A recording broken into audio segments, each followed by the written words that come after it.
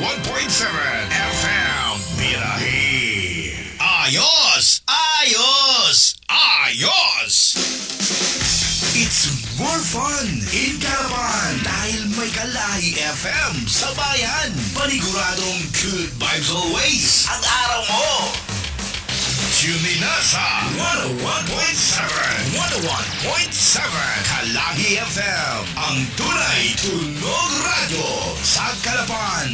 Hay ko po, kasarap makinig din eh. Hayang buhay pag naka-Kalahi FM ka. Hirahi!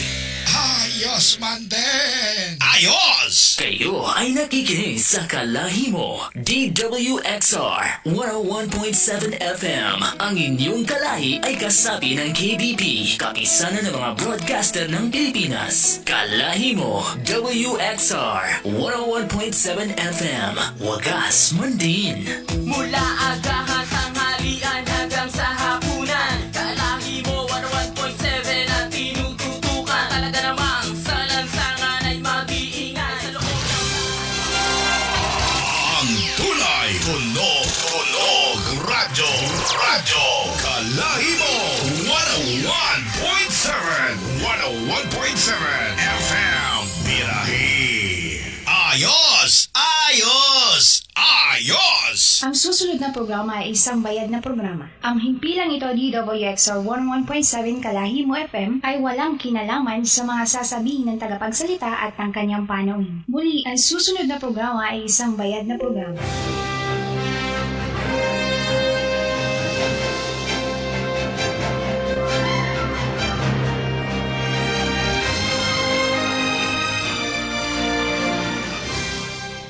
Okay, kamusta po kayo at magandang tanghali po sa lahat ng nakikinig at sumusubaybay sa programang Balita at Talakayan.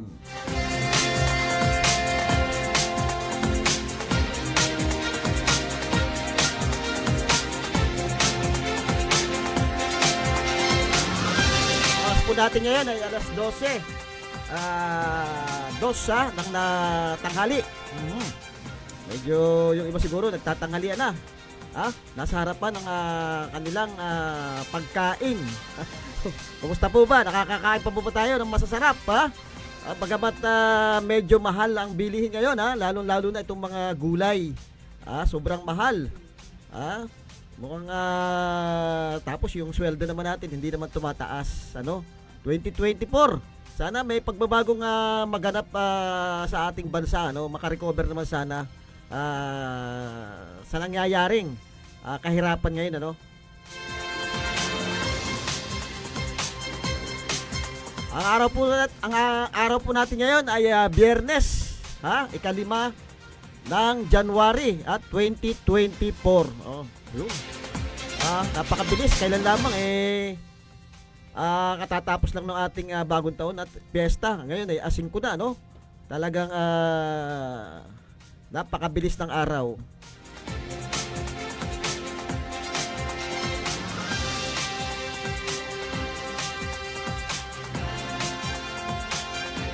At syempre, tulad ng dati, nagpapaalala tayo doon sa ating mga kababayan sa ugaliin po na mag-ingat mag-drive, lalo na po yung mga nakamotor.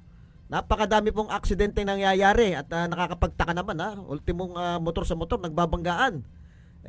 Kalawak-lawak ng ating karsada.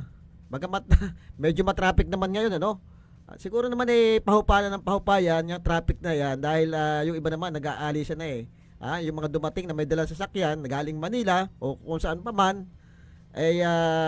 medyo parang padalang na ng padalang, yung sa 5 mukhang wala nang pumipila. Hindi katulad nung mga nakarang araw, kita natin napakahaba ng pila doon sa parte ng 5 ng mga sasakyan.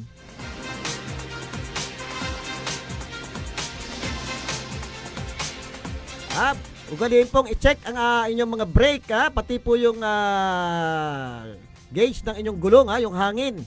Napaka-importante po niyan para po dun sa inyong kaligtasan. At syempre, lagi pong dapat nasa kondisyon ang inyong isipan upang hindi naman kayo ma-aksidente at hindi rin kayo maka-aksidente, napakahirap po pagka nangyari yan. Pareho pong abala sa inyong gawain sa araw-araw.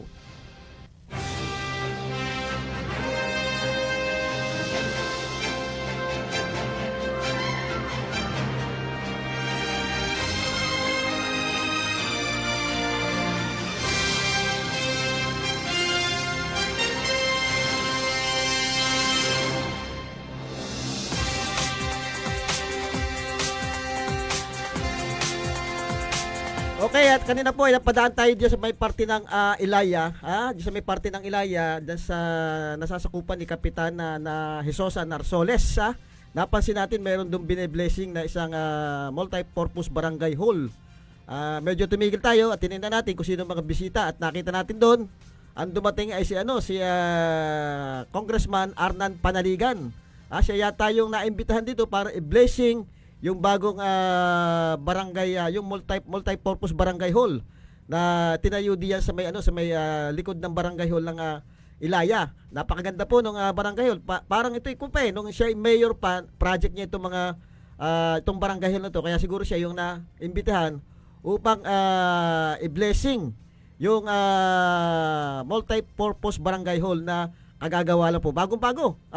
Talagang napakaganda. At syempre, nakita natin doon yung may ilang kapitan tayo nakita doon, Si ABC President Kapitan Dennis Rojas ay naandun din sa blessing ng nung multi-purpose building. Si Kapitan Poha naandun din. At syempre, yung mga barangay official na pinangungunahan ni Kapitana Hesosa Narsoles, At medyo nagkaroon yata ng counting programa doon sa lugar, at nagbigay ng ilang pananalita si Congressman Arnan Panaligan doon sa mga taong naimbitahan para doon sa blessing ng multi-purpose barangay hall. Nakikita nyo naman ay talagang maraming bine-blessing na proyekto itong si Congressman Arnan Panaligan.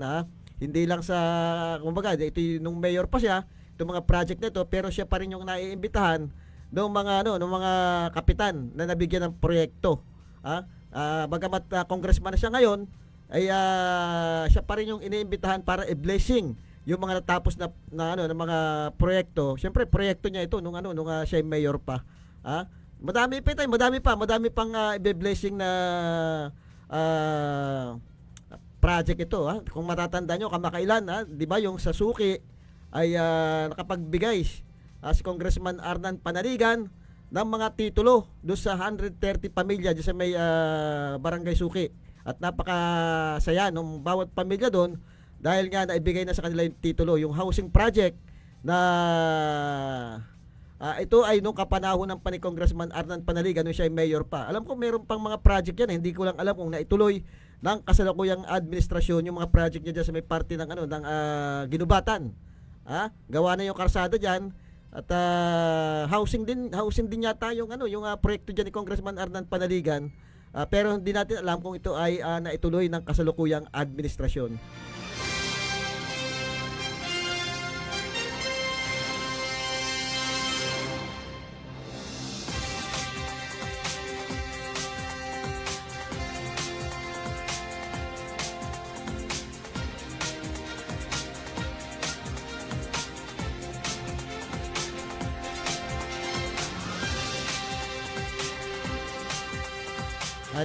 Ito yung isang balita. Magbalita muna tayo tungkol do sa paggamit ng single-use plastic. Iwasan na daw. Ang alam ko ito ay pinatutupad dito sa atin sa Calapan City, yung paggamit ng mga plastic, pero ito sa national ay mukhang pinag-uusapan din ito, At sige, basahin natin, hinikayat ni Senate President Pro Tempore Loren Legarda ang publiko na iwasan na ang patuloy na paggamit ng single-use plastic at mas maging maingat sa pagtatapon ng basura. Sinabi ni Legarda sa 28th UN Climate Change Conference o COP28 sa Dubai na kailangan ng itulak ang ating sarili na mamuhay ng mas sustainable dahil ang mga plastic ay gumagamit ng fossil fuel na siyang nagdaragdag sa mas maraming greenhouse gas emission sa mundo. Sa kabila naman ng pamumuhay ng simple ay maaari pa rin gumamit ng mga material na sustainable, reusable at hindi ng ating sa single-use plastic. Ang local government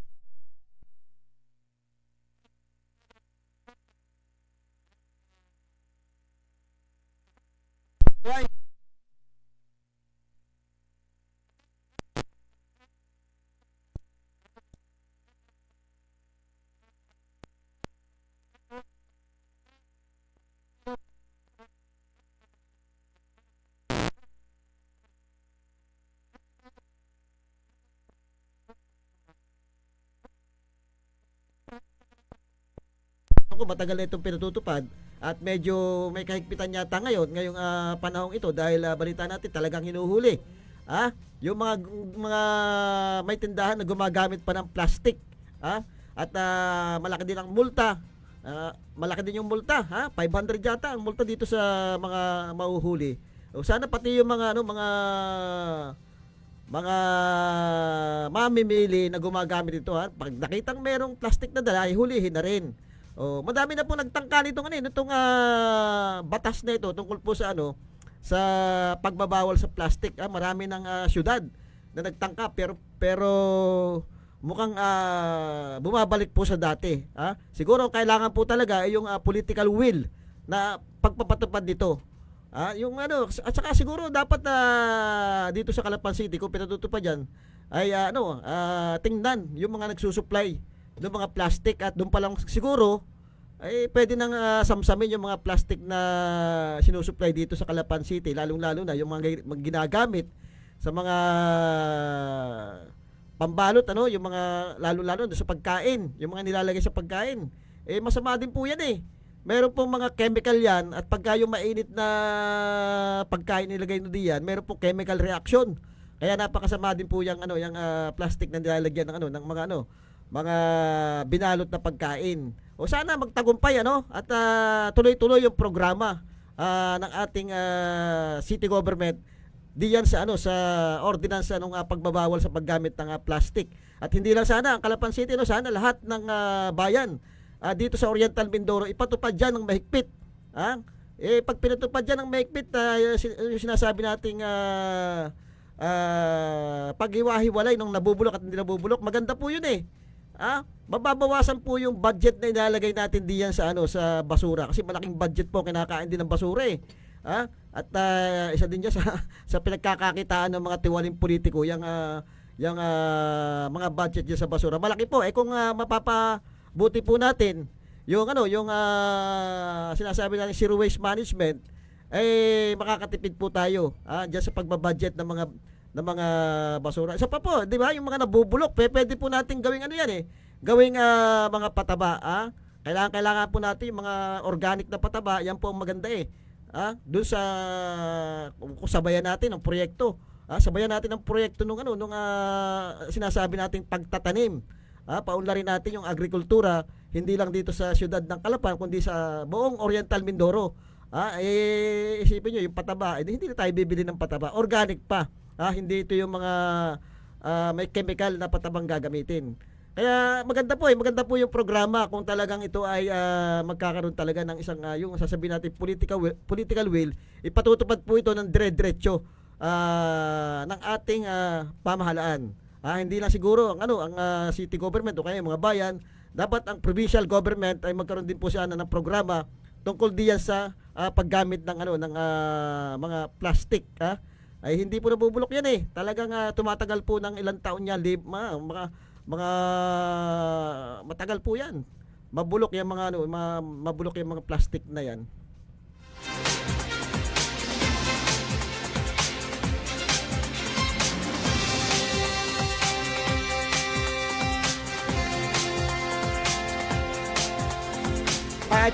Ito naman po napakadami pa lang long weekend ngayong taong ito at nilabas na ito ng Malacanang. Ito po ay yung mahahabang mga long weekend na pwedeng magbakasyon yung ating mga kababayan o kaya magkita-kita yung mga mahal nila sa buhay. Kaya ito panawagan na rin sa PPA diyan sa atin sa Calapan, sa Batangas City o sa lahat na ng PPA. Kasama na diyan ang Philippine Coast Guard dito sa mga long weekend na ito. Kasi ito yung panahon na magdadagsaan Sana wag nang maulit yung mga pangyayaring paulit-ulit na lamang. Maiwasan man lamang kawawa yung ating mga pasahero yung ating mga kababayan na talagang pumipila at dyan sa initan napakahaba lalong-lalo na siguro yung mga PWD at saka yung mga senior citizen ay nakakaawa po yan yung mga matatanda natin.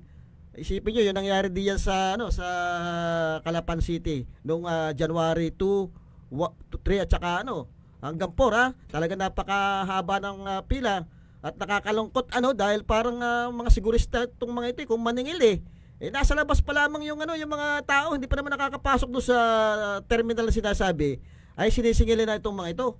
Hindi pa nga nakakaramdam nung lamig baga nung aircon. 30 pesos yata ang bayad ngayon diyan eh. Parang parehas na doon sa parehas na yata doon sa Batangas City na puro kapalpakan din ang nangyayari doon. At talagang puro sindikato. Ang sasabihin natin talaga parang mga sindikato diyan sa Batangas City sa pier. Isipin nyo, mayroon pang insurance company. Ngayon pala, mayroon pang bayad doon sa gate. Na maaaring ordinansa daw ito ng barangay ng Santa Clara. Isa pa yan nung naitanong natin yung problema diyan sa insurance company bakit hindi mapaalis. Ang sabi sa atin ng Tagaloob, hindi daw nila sakop yan dahil dapat daw yung barangay ang may karapatang magpaalis diyan. Ibig sabihin, di kasapakat ng barangay yung insurance company diyan. Baka may lagay sa barangay yung mga insurance company na kaya hindi mapaalis. Ito po inilabas na ng Malacanang ang listahan ng mga holiday at long weekend ngayong 2024 na dapat umanong lubusin ng mga mamamayan. Sa Facebook post ni Pangulong Ferdinand Marcos Jr., sinabi niya na ito ay para mapaghandaan ang mga transaksyon sa gobyerno at bakasyon ng mga Pilipino.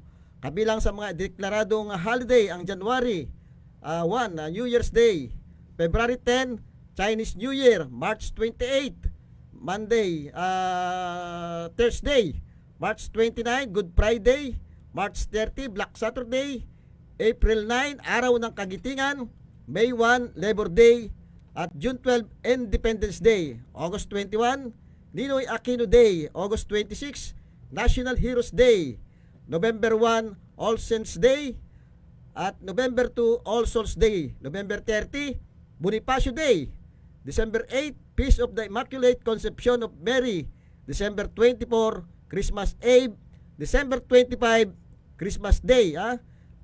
At December 30, Rizal Day. At yung pinakalas ay yung December 31, last day of the year. Napakadami ng holiday nung ating ngayong 2024. At dapat ito ang paghandaan, paghandaan na ito ng PPA at saka ng Philippine Coast Guard, yung mga holiday nito, mga long weekend ang iba dito pag long weekend talagang nag-uuwian yung ating mga kababayan dahil mahaba yung bakasyon, pwede nilang makapiling yung mga mahal nila sa buhay. At ito ang dapat ayusin. Wag na sanang maulit yung nangyari noong nakaraan. Sa bagay, hindi lang naman nung nakaraan nangyayari yan. Taon-taon, perennial nangyayari yan yung problema dyan sa Calapan Pier natin. Nagkataon pa na sinasabi ka na isa daw sa pinakamalaking terminal sa bansa itong Calapan City, pero mukhang hindi naman nagamit ng gusto nitong nakaraang araw. Daming nakatambay sa labas at yung loob, yung second floor, first floor wala naman daw laman. So kaya naman hindi daw makapasok ay yung ticketing nila ay nasa loob, baka daw maghalo-halo na. Ang dali na maggawa ng paraan nun O yung may yung sa barko naman hindi naman makakalusot yung mga yan Dahil may mga checking pa rin sa barko na bago ka makapasok doon, chine-check pa rin yung mga ticket nila. Talaga lang siguro kulang sila sa sistema. Diya sa Calapan Pier. Hindi natin alam kung bakit nagkaroon ng ganyang kalaking problema diyan. Diya sa Calapan Pier nitong nakaraang mga araw.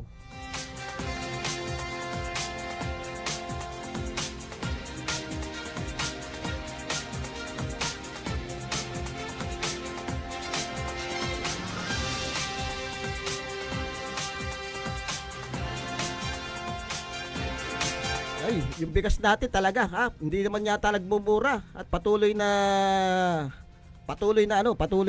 magmamahal. At siyempre, yung importation natin, talagang mag-i-import naman tayo ng bigas. Doon na naman tayo nakatutok sa importasyon. At pag naman importasyon, siyempre kikita na naman diyan yung mga negosyante at yung mga smuggler. Ay kawawa na yung ating mga kababayan na umaasa dyan sa pagmura ng bigas. At syempre yung ating mga magsasaka na maapektuhan maapektuhan na naman nung ng mga importasyon nila ng bigas na 'yan. Ay napakalaki na ng budget ng Department of Agriculture ngayon, nakakapagtaka na parang walang balita kung ano yung mga hakbang na gagawin nila para mapalakas pa yung agrikultura natin, lalong-lalo na diyan sa usapin ng palay, yung bigas. Ay mukhang wala pa talagang makita tayo, mabalitaan na gagawin nilang solusyon. O sa kabila po ito ng napakalaking budget na nilagay diyan. Kasama po po din si Congressman Arnan Panaligan na dialogo diyan para dagdagan yung ating budget sa Department of Agriculture, dahil nakikita nga yan na parang napakabagal nung programa ng ating Department of Agriculture pagdating diya sa usapin ng mga magsasaka. Mamaya po ipaparinig natin yung ating interview kay Congressman Arnan Panaligan tungkol po diya sa yung deliberation na nangyari kung paano nadagdagan yung budget at naging 30 billion ay paririnig po natin kung paano inilaban ito ni Congressman Arnan Panaligan.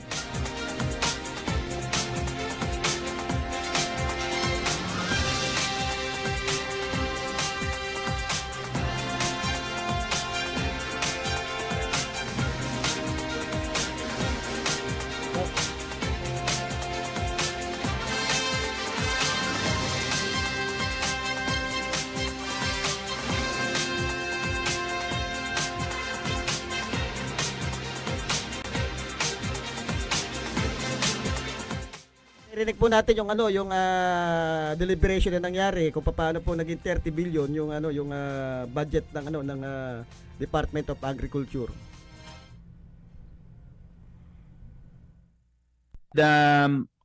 Congressman Arnan Panaligan. Thank you very much, Mr. Chair, no? And good morning to our Secretary of Agriculture. Ito po ang second time that we met. The first time nung nandiyan ang Japanese Prime Minister po. So, ang tanong ko po naman is more on parang policy, hindi yung details nung presentation kanina, no? We are of course aware na nagkaroon tayo ng problema, nagkaroon ng pagbagsak, drop in our local production, rice, corn, sugar, etc. So, agriculture in general, no?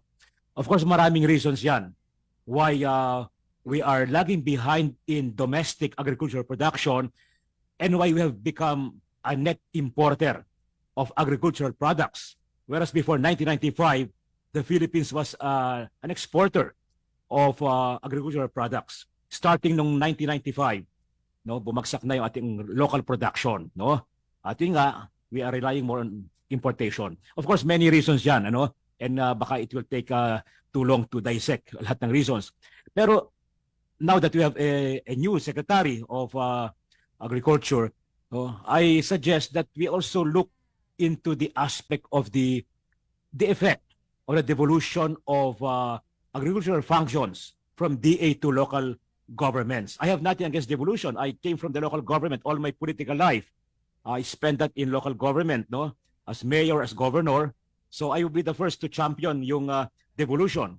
But maybe we can also review the effect of devolution of agricultural functions from DA to local governments, no? After more than 30 years of the effectivity of the local government code, no? Kasi we have to admit may mga local government officials, local government executives na hindi priority ang agriculture, no? Either they do not understand or talagang wala, no? So they rely more on DA. Nag-aantay sila ng ibibigay ng DA, whether pinhi, fertilizer, or whatever.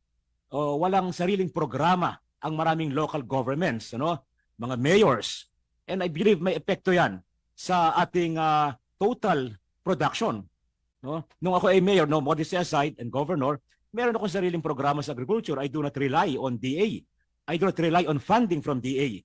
Binabudgetan ko talaga yan sa local government fund or what we call the 20% development fund. No, I do not rely sa pondo ng DA. Pero we have to admit also maraming local chief executives nag-aantay lamang ng darating from DA. Walang initiative. And I believe that has an effect in the level of domestic production. So maybe we can also review. No? I request the Secretary to look into that also. Kasi fragmented No? May ibang mga mayors, mas priority siguro, mga festival, mga concert, mga parties. So, may epekto 'yan, no? I'm not referring to anybody, in general 'yon. Kasi ang apektado po niyan ang ating domestic production. Maybe it's time to review yung policy na 'yan. Pwede ba magkaroon kayo ng control sa extension uli? Kasi extension workers under ng LGU. So kung hindi priority ng mayor at governor yung agriculture, walang budget ng extension work. Walang sufficient funding for travel expenses. How can they go to the fields kung walang travel, di ba? So please look into that. Ano kaya ang pwede ba magkaroon kayo ng administrative control or operational control sa mga extension workers? I'm stating this from the perspective of a former local government official. That's all, Mr. Secretary. Thank you very much, Honorable Arnan Panaligan. May we get a response from Secretary Laurel? Your Honors, I agree ho with your opinion na sana hindi na devolve yung agriculture extension workers sa LGU.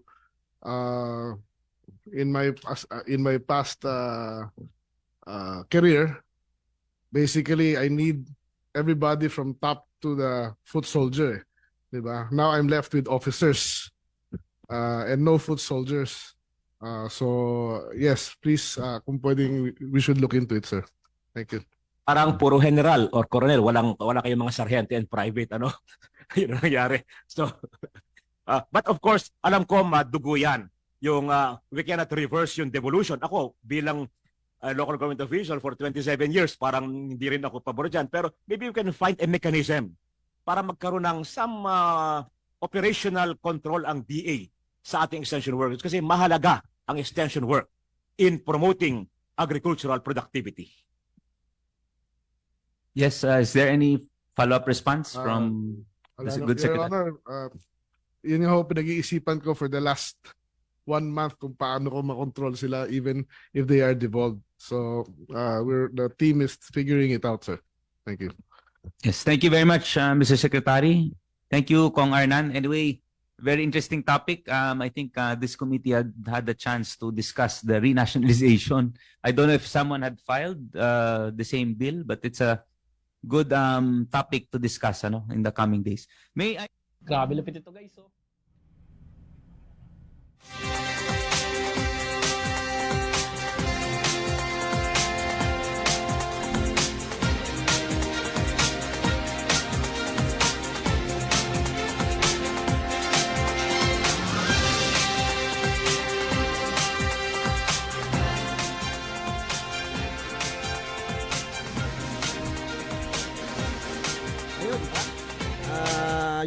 Yun po yung tinig ni Congressman Arnan Panaligan at kaharap niya po dito yung ating kasalukuyang Secretary ng Department of Agriculture, Francisco Chu Laurel.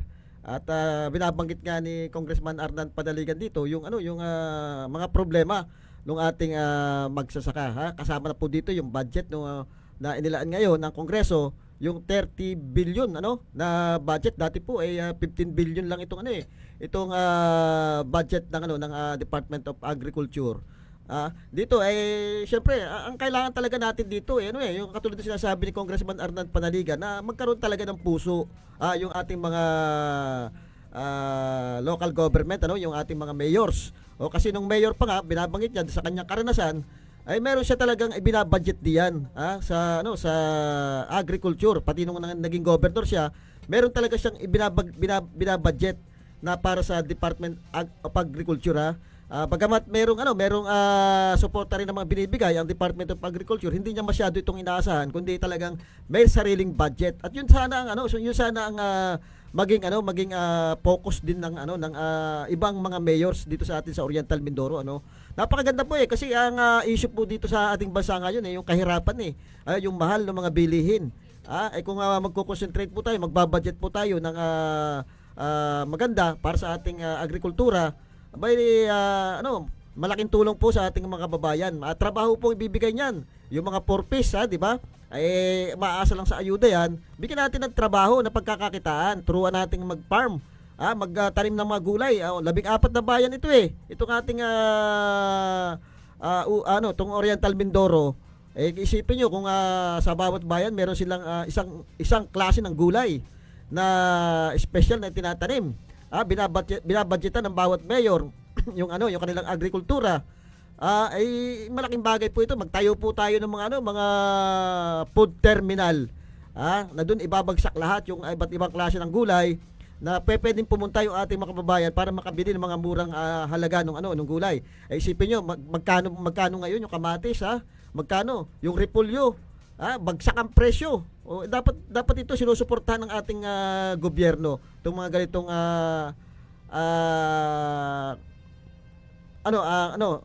kung ang mga magsasaka, yung hirap nila doon sa pagtatanim, dapat na bibigyan. Mayroon dapat market na maganda. Isipin niyo kung sa Oriental Mindoro mangyayari, mapapaunlad natin yung agrikultura, napakaganda ng ating mga lupain. Magaganda yung lupain natin may mga irrigated tayo. Maganda yung klima dito sa atin. Baka pwede tayong tayong mag-supply ng mga pagkaing agrikultural sa iba't ibang bahagi ng Pilipinas. Sa ngayon ini-import pa nga natin yung mga gulay. Isipin nyo, nag-i-import tayo nabubuhay lahat sa importation Diyan tayo nakatali, nakakapagtaka bakit tayo nakatali sa importasyon.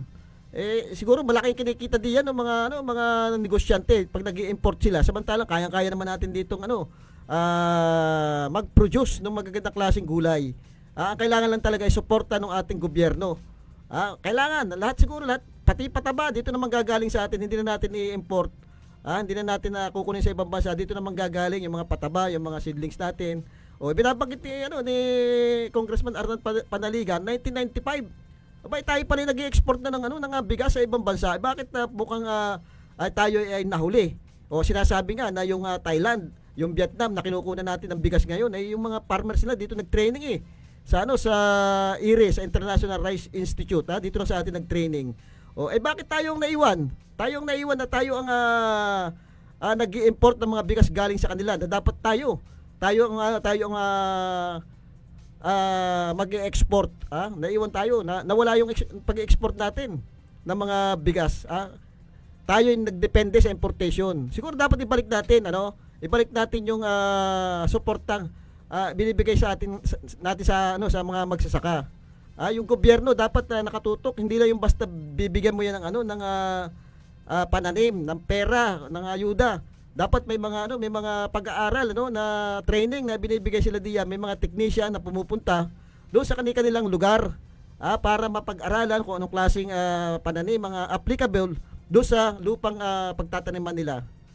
Dito ang daming nakatiwangwang na lupa, di ba?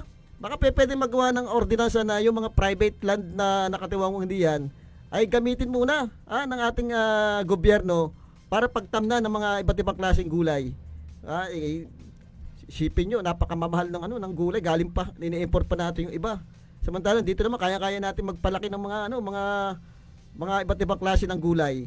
Kulang lang sa atin yung suporta ng gobyerno. Balita nga ngayon, di ba? Nakailan lang balita kanina yata.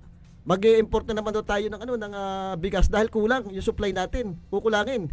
At mukhang pataas pa ng pataas yung presyo ng bigas natin. Nawala na nga yung pangako na 20 pesos, di ba? Yung 20 pesos na kilo ng bigas, wala na. At malabong mangyari yun sa panahon ito dahil unang-una, napakamahal nga ng mga abono. Malulugi at hindi na magtatanim lalo yung ating mga magsasaka kung magiging 20 pesos pa yan. Ako nga nagtataka kahit noon pa nagtataka ako nung tag-ani, ang sabi nila magmumura ang bigas. Sabi ko paano magmumura ang bigas? Ang mahal ng kilo ng palay. Ang mahal nung bilhin nila na kilo ng palay. So paano magmumura? Yun na nga, hindi nga nagmura. Pataas pa ng pataas yung ating bigas. So it's time siguro, malaki na. Magkano? 30 billion. Dapat magamit ito, ma-maximize para doon sa ating mga ating mga magsasaka. Talagang dapat mapaunlad na para hindi na tayo magdepende sa pag-import ng lahat ng pagkain, lahat ng gulay, pati yung bigas na yan. Dapat maging self-sufficient tayo. Dito na lahat manggagaling. Mukhang lahat na yata ng bagay dito sa atin sa Pilipinas ini-import na natin. Isipin niyo yung pati sasakyan. May problema tayo sa phase out ng mga traditional jeepney. Nakakaawa yung mga jeepney driver, ang mahal-mahal nung pinapalit nila. Made in China. Samantalang dito sa atin, merong mga manufacturer ng na sasakyan na kayang-kayang gawin. Mas maganda pa dyan sa made in China. Yung San Francisco tsaka yung Sarao nag-o-offer na mas mura na sasakyan. Bakit gustong-gusto nila mag-i-import pa? Ano ba meron dyan sa importation? Kumikita ba diyan ng meron ba pakinabang diyan ng ating mga kababayan? O yung mga negosyante lamang na gustong-gusto lagi mag-i-import? Tinatali tayo lahat ng bagay tinatali tayo sa importasyon. Isipin nyo, ang Korea, di ba? Korea, sinasabi lagi natin, ang Korea, nauna pa tayo, nauna pa tayo. Ang Korea, may gera tayo, stable na yung economy natin noong panahon na yun. Tinulungan natin ang Korea para ma-leverage yan doon sa gera. At syempre, nung na-leverage sila, nagpadala tayo ng tulong. Anong tulong pinadala natin diyan? Yung mga mekaniko na magagaling, pinadala natin sa Korea para training yung mga Koreano magawa ng sasakyan. Baliktad din na nangyari. Nung matraining natin, yung mga Koreano, sila yung nakapag-develop ng mga magagandang sasakyan, ng mga makina. Sila yung nakapag-export ng mga yung Kia, Hyundai. Ang Pilipinas hindi kasi ang kulang talaga diyan yung suporta ng ating gobyerno. Dapat mayroon talagang suporta ang gobyerno sa lahat. Ang gagaling ng mga Pilipino kaya-kaya ng mga mekaniko natin na gawa ng mga sasakyan. Kahit yung magagandang kotse kaya-kaya ng mga Pilipino Basta ang kailangan lang talaga yung suporta ng ating gobyerno.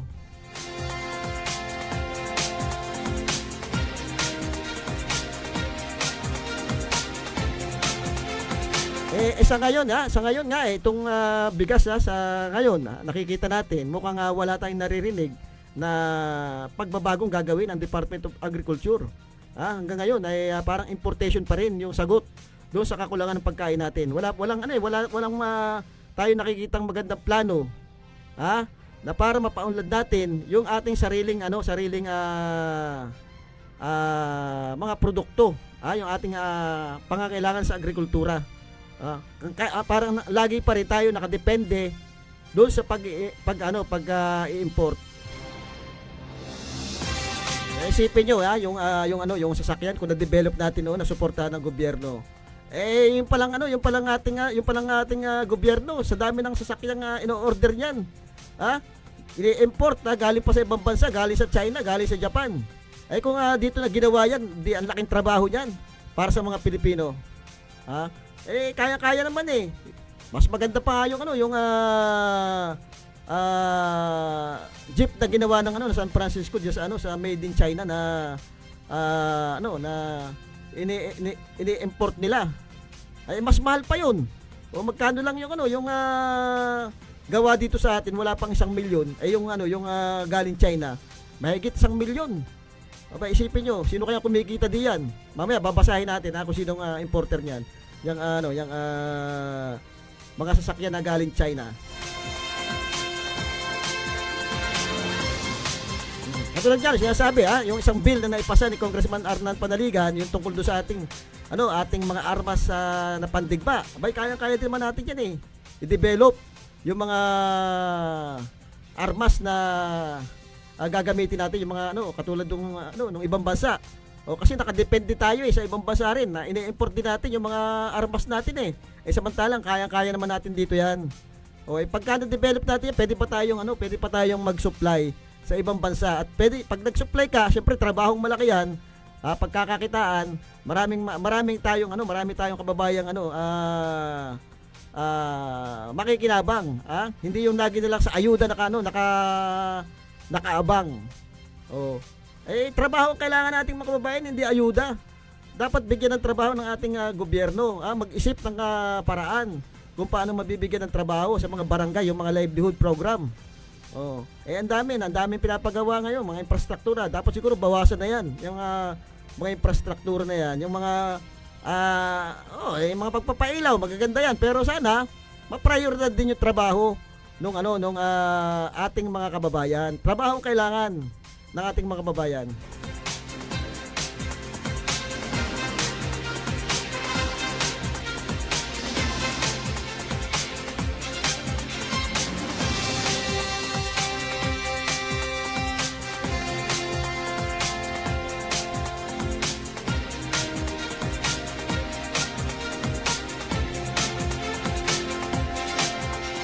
ito, tingnan natin yung balita tungkol doon sa kumpanya na nagsusupply ng modern jeepney. Dapat daw isa publiko. Dapat lang sino itong mga importer ng mga jeepney yung ipapalit doon sa ating mga traditional jeepney. Dapat maimbestiga kung sino itong mga nag-i-import na ito. Baka naman itong mga ito malaki na kinikita. Hinamon ni Senate Minority Leader Aquilino Coco Pimentel III ang Department of Transportation o DOTR na isa publiko ang kumpanyang nagsusupply ng modern jeepney. Ayon kay Pimentel, dapat ngayon pa lang ay maging transparent ang DOTR sa PUB Modernization Program at maging tapat na kung anong kumpanya o anong bansa ang bibilihan ng sasakyan na gagamiting pamalit para sa mga traditional jeepney na gustong i-phase out. Ipagtapat na rin umano kung sino ang middleman o contractor na tiyak nakikita ng malaki bukod sa kung sino ang orihinal na nakaisip ng PUB modernization. Dinagdag pa ng minority leader na sa nasabing programa ay pinipilit na sumali sa kooperatiba at mangutang ang mga driver at operator para makabili ng bagong sasakyan na nagkakalaga ng 2 milyon. Dapat magkaroon ng bidding sa mga pagbili ng mga sasakyan alinsunod sa Government Procurement Reform Act dahil gagamitin dito ang pera ng gobyerno. Ang tinutukoy ng senador ay ang mahigit sa 200,000 na magiging subsidiya ng gobyerno sa pagbili ng modern jeep. Nauna nang iginiit ni Pimentel na suspindihin ang PUB Modernization Program hanggang hindi nare-resolba ang mga issue dito. Ayan, kita nyo, yung mga PUB natin na yung traditional jeep ay ipe-phase out, pero yung ipapalit naman i-import pa natin galing China. Samantalang ito may ino-offer dito sa atin ino-offer yung bang mga car manufacturer. Isipin nyo kung dito natin kukunin yan, malaking trabaho ang may bibigay natin doon sa ating mga kababayan. Hindi na kailangan nating i-import pa kasi dito iniimbestigahan na naman, di ba? Ibig sabihin may kumikita diyan sa importasyon. Kaya siguro tayo tinatali sa importasyon gawa nga nung may mga tiwaling mga opisyal na kumikita diyan sa importasyon, pamula sa pagkain, pamula diyan sa mga sasakyan o sa halos lahat, di ba? Nakadepende tayo sa importasyon, ultimong gulay. Ini-import natin ngayon. Siguro malaking pagkakitaan yung importasyon.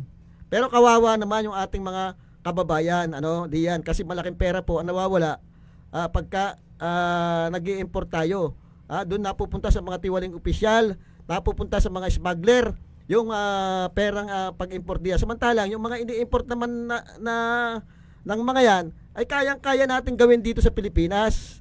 Kayang-kaya yan. Kailangan lang talaga suportahan ng gobyerno yung ating mga kababayan, yung may mga galing at talino nating mga kababayan, kailangan masuportahan upang makapag-produce tayo ng mga pangangailangan natin. Katulad ng mga jeepney na yan, ay mas mura hamak, mas malaking mura na hamak yung yung i-offer sa atin ng mga local manufacturer ng sasakyan dito. Mas maganda pa, hindi pa mawawala yung yung itsura ng traditional jeep na talagang yun na yung icon ng Pilipinas pagdating sa sa pampasadang jeep. Hindi pa mawawala. Hindi katulad nitong itong mga jeep na galing China. Siyempre pag nasira yan, sa China rin kukuha ng mga gamit yan, ng mga spare part. At hindi natin alam kung gaano katibay yan. Alam niyo naman pag sinabing made in China, di ba?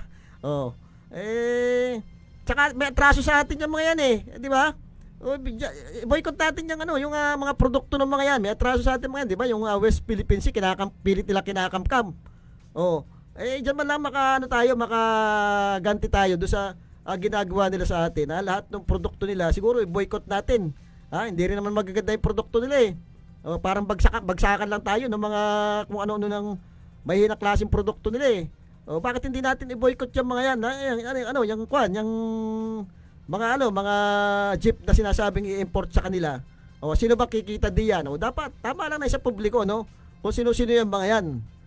Para makita kung bakit talagang porsigidong mag-import yung mga yan. Yan. Sabi nga nung iba, lahat na lang yata ini-import natin, parang tayo talaga itinali na tayo sa importasyon. Na samantalang yun namang ini-import natin, kayang-kaya ng gawin ng ating mga may talentong kababayan Pilipino.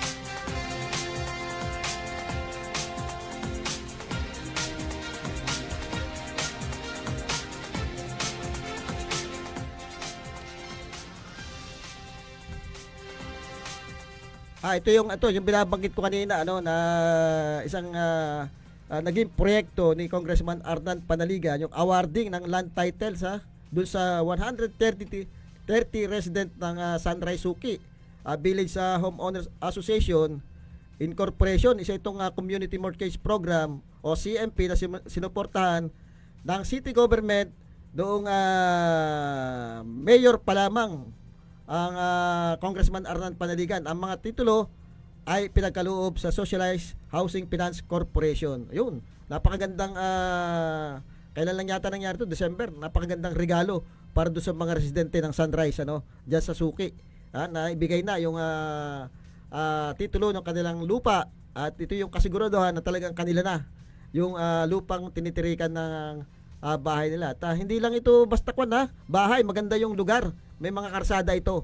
Sabi nga kung magbibigay ka nila ng housing, dapat yung dapat yung maganda na. Yung kumbaga walang masasabi yung mga pinagbigyan ng ng lupa.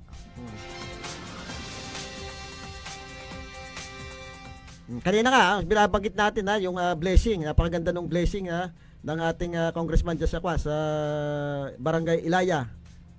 At nakakatuwa na kahit congressman na siya, ay siya pa rin yung tinatawag para i-blessing yung mga proyekto na ibinigay sa kanila doon sa Barangay Ilaya.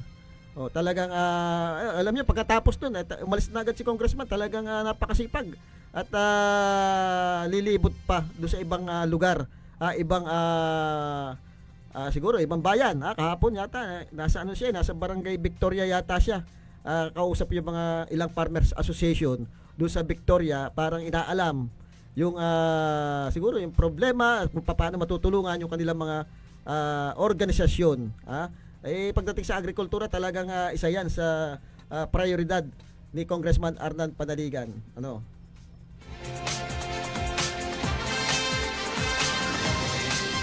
At doon sa mga mga kababayan natin, antay-antay lang po at yung yung provincial hospital natin ay may posibilidad ng ma-convert ito sa Mimaropa sa regional hospital at ito pa rin sa pagpupursige ni Congressman Arnan Panaligan. Ito'y nakapasa na sa Kongreso at ito'y aakyat na sa Senado. Pag ito'y nasa Senado na, medyo madali na ito. Itong maging regional hospital, itong ating provincial hospital. Pagka naging regional hospital na yan, napakaganda na. At medyo ang hahawak na po diyan ay ang national na. Hindi na po ang provincial government. At ang kagandahan po diyan, siyempre yung binabudget diyan ng provincial government na pera ay pwede na pong gamitin sa ibang proyekto. Kung may nagkukulang naman po diyan sa gamot, ay baka ito'y mapupuna na pag naging regional hospital na ito. Bukod doon ay yung mga gamit, yung mga gamit na gagamitin diyan ay maaaring makumpleto na at hindi na yung pasira-sira. Mukhang sa ngayon yata may mga sirang mga equipment diyan sa provincial hospital. Nakakaawa din kasi yung ating mga kababayan diyan. Pag nakakapunta tayo, dahil nakikita natin ay talagang nasa mga pasilyo na yung iba. At doon sa labas yung makeshift na ginawa na rin yatang hospital, yung nasa labas. Nakakaawa po, mainit po pag umuulan. Minsan butas pa yung bubong. Pag naging regional hospital na ito, lahat may po-provide na diyan. Utay-utay po yan, hindi po mabibigla, pero ang makagandahan, mababago utay-utay po yung sistema diyan. Pati po yung ating mga sinasabing mga dakilang manggagawa na lagi nagkakaproblema sa delay ng sahod at doon sa mga parte o hatian doon sa kanilang mga benefits ay maaayos na po yan. Dahil national na nga po ang hahawak at kung ano po yung mga benefits sa national, yun na rin po magiging benefits diyan sa ating mga dakilang manggagawa diyan sa provincial hospital. Kaya pag-pray nyo lang na mapabilis yung pag-approve nito. Kasi hindi ito titigilan ni Congressman Arnan Panaligan dahil yan isa rin sa talagang isa sa mga prioridad niya para sa ating kababayan yung health, yung kalusugan ng ating mga kababayan. Kaya kung titingnan niyo nung siya naging governor sa kanyang panunungkulan na itayo yung yung bagong provincial hospital. At hindi lang yun, may mga tinayo siya dyan sa parte ng South ng mga community hospital na hanggang ngayon napapakinabangan ng ating mga kababayan.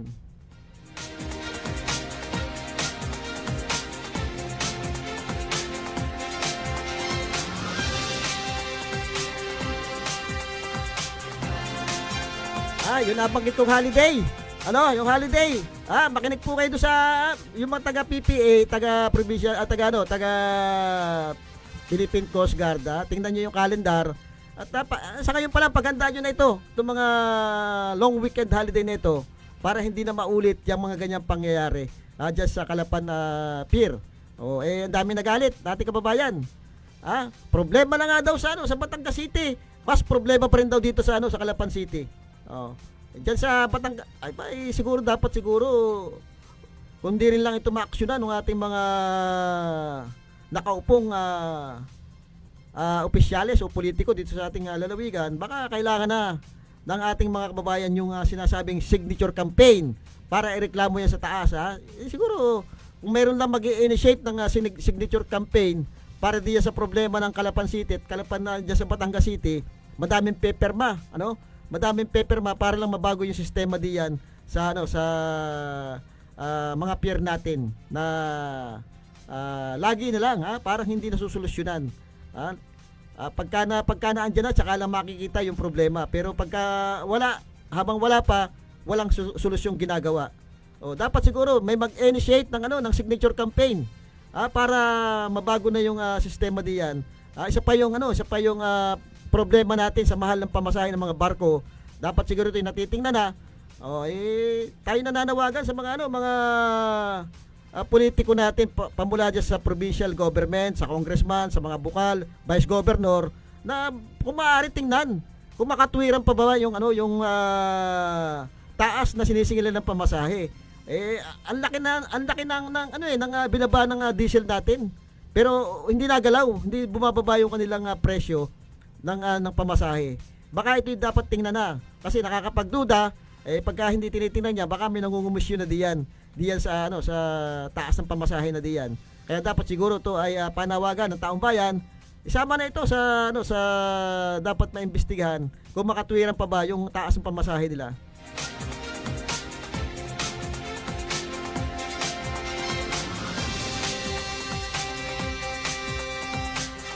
Binabati natin yung dating mga kaibigan dyan sa sa party ng San Vicente South, lahat ng aking mga kabarangay diyan. Kay Paring Noel Del Mundo, kay Konsehal Del Mundo, kay kay Gerald Oliver Navarro, Konsehal, at kay Konsehal Nomer Herrera. At siyempre sa lahat na hindi ko mabanggit kay Kapitan Larry Atcha na siya ngayong nanunungkulan diyan sa San Vicente South. Ganun din sa sa Barangay Salong, diyan sa Barangay Salong binabati natin lahat ang ating mga kasama diyan. At syempre, bago ko makalimutan nga pala, binabati rin natin si dating Senior Deputy Speaker Congressman Doyle Liachon. Alam ko wala siya dito sa ating probinsya ngayon at ito blooming na blooming nakita ko ito nung Pasko, talagang ibang-iba yung itsura nga, talagang gwapong-gwapo. At syempre, binabati rin natin si Konsehala Bukal Ronald Liachon. Napakasipag din ito. Pagdating diyan sa sangguniang panglungsod, hindi ito pahuli sa paggawa ng batas. Madami na itong na iakda na pakikinabangan ngayon. At syempre, dyan sa provincial government, binabati ko yung aking mga kaibigan dyan, yung si Bukal, si Ninong ko itong si Bukal Ilano, si Konsyal, si Bukal Josie Niria, at itong si acting Vice Governor Brocal. Acting pa ba o dumating na? Galing ibang bansa. Alam ko nasa ibang bansa yung ating gobernador At hindi natin alam kung nakarating na. At ang nag-acting na Vice Governor itong si Vice Governor acting Vice Governor Bong Brocal. Hindi ko lang alam kung hanggang ngayon siya pa rin yung acting. Baka naman dire-diretso na yan. Kaya dating Vice Governor dating Vice Governor Jojo Perez na tingin ko nasa Dubai yata ito at nagbabakasyon din.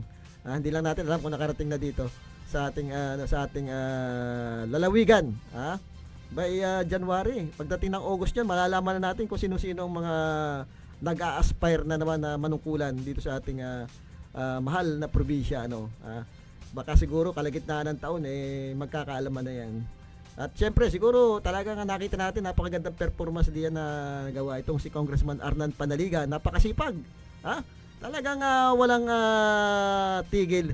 Pagdating sa Kongreso, andun, balitaktakan doon, pagkatapos uwi, pasyal do sa mga sulok-sulok ng ating unang distrito para alamin yung mga problema. Uy, naalala ko nga pala yung ano na pong problema nangyari dito sa mga magbababoy natin. Ito yung ASF na ito, wala na akong balita. Pero nung isang araw may tumawag sa akin, mukhang diyan sa may party ng 12 ba yan? Party ng merong ASF. Ay ang inaalala diyan ng iba ay yung 500 radius kilometer. Ay aabutin yung iba diyan. Maraming baboy na nag-aalaga kasi pag inabot ka ng 500 radius kilometer, kasama ka na doon sa kahit walang sakit, kasama na doon sa kukunin niya at papatayin, ililibing yung mga baboy na yan para daw hindi pakahawa. Masyado namang malupit yung ganong sistema. Dapat i-monitor na lang muna nila yung may mga sakit. Kung wala namang sakit, bakit yun naman idadamay pa yung iba? Yung sinasabi niyo nakasakop sa 500 radius kilometer. Kawawa naman. Buti sana kung merong compensation makukuha yung mga yan. Wala naman yatang compensation, insurance na ibibigay yung ating gobyerno para doon sa mga magbababoy natin na kukunan nila nung sinasabing may ASF. Malaki yung 500 kilometer radius. Kaya siguro yung iba naiisip na itakas na lang yung kanilang baboy instead na mapuntahan pa nung hindi lang natin alam kung yan ay batas baga ng Department of Agriculture o ng mismong city government, yung 500 radius kilometer na yan, 500 radius meter na yan na sinasabi na pagka diyan merong ASF ay lahat na ng baboy ay dalad diyan at papatayin.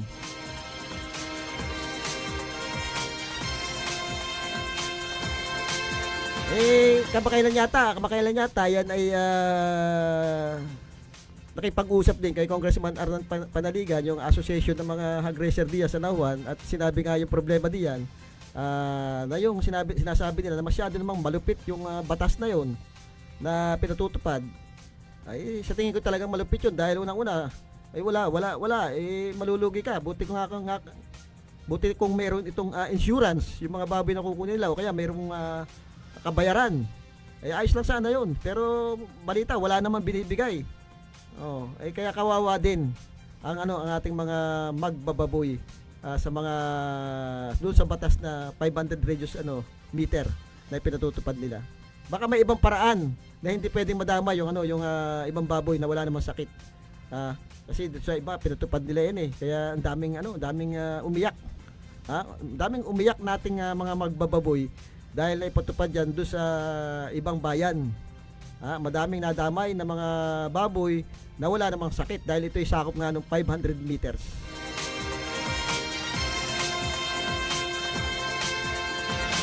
Okay, dumating na naman po tayo sa oras ng hangganan ng ating palatuntunan talagang medyo Monday meron tayong activities na pupuntahan at hindi pa na natin ma-announce ang bagay nito, pero marami tayong makukuha ng impormasyon tungkol kay Congressman Arnan Panaligan sa Lunes siguro makipag-usap tayo at makibalita doon sa mga programa pa niya at doon sa mga ongoing na mga proyekto, doon sa mga patuloy na pagbi-blessing pa ng kanilang project na kahit nga yung sinasabi natin kahit na congressman siya ngayon ay may mga tumatawag pa rin sa kanya mga barangay official para i-blessing yung mga proyekto na siguro naman kanyang project yan nung siya yung mayor pa, naiwan lang, kaya kaya siya pa rin yung tinatawag.